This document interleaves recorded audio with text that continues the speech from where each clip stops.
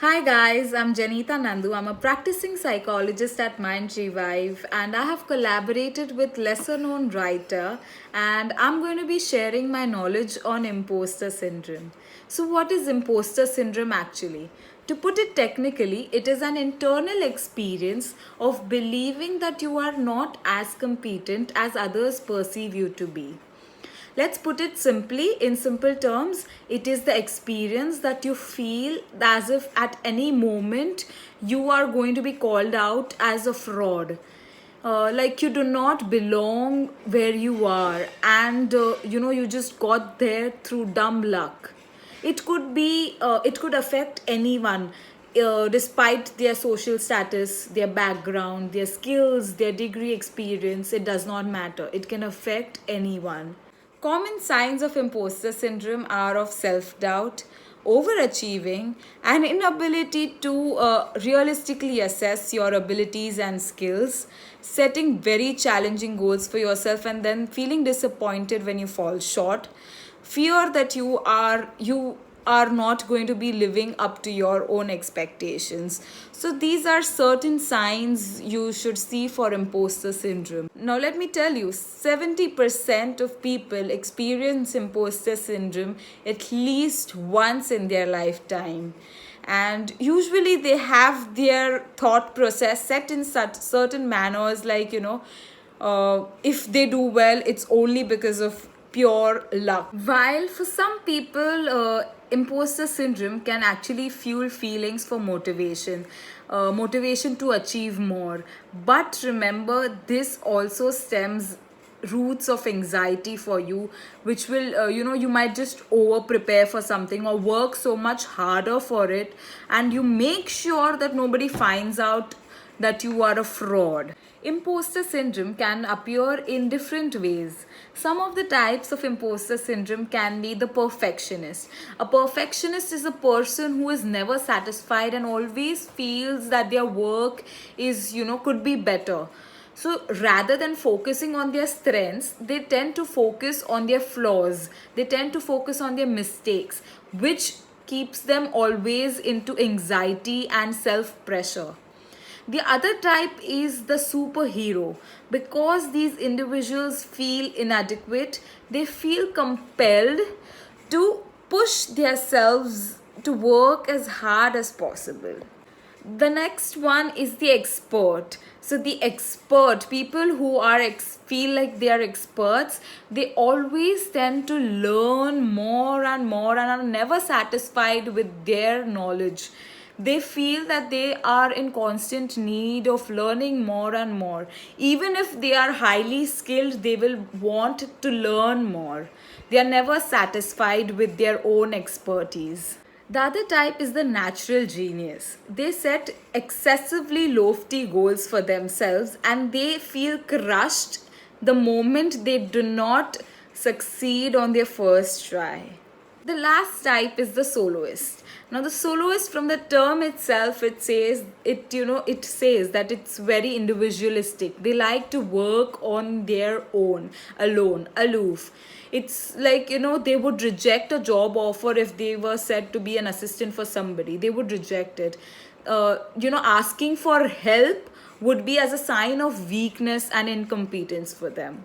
So these are the types of imposter syndrome. Get past through these imposter syndrome signs, you must ask some really hard questions yourself.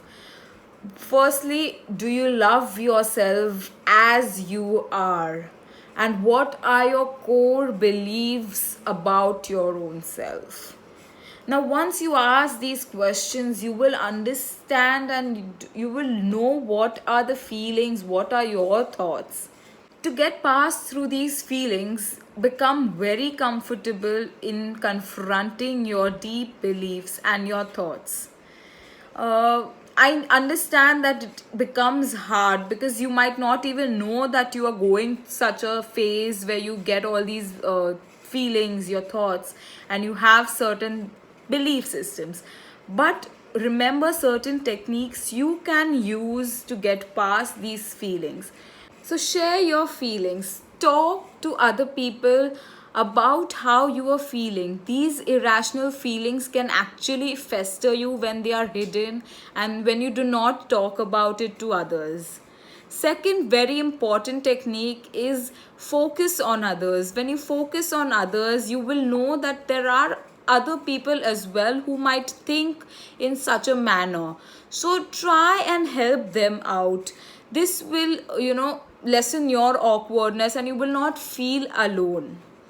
The third, very most important technique is assess your abilities. Now, assess your abilities, which means that, if you have a long standing belief that you are not as competent and you do not have those skills you need to have, so what you should do is you should actually assess yourself realistically using the assessments of abilities, and write down your accomplishments as what you are good at, and compare yourself with your assessment. Another important technique you can use is take baby steps.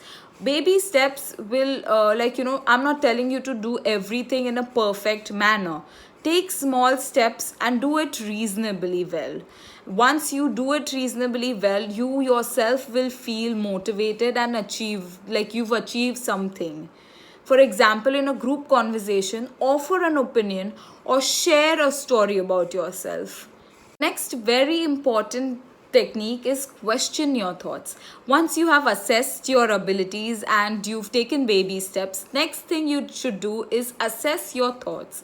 Assess your thoughts and just think for a second that what your thoughts are they really rational? When you think of yourself as a fraud, is it a rational thought?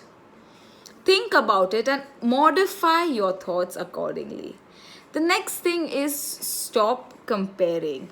Now, when you try and compare yourself to others, now what happens in this situation is when you're actually comparing yourself with others, you might feel certain things that which fuels the feeling that you are not good enough in that area while the other person is. So hence do not compare yourself with anybody, because you are a different human being than others.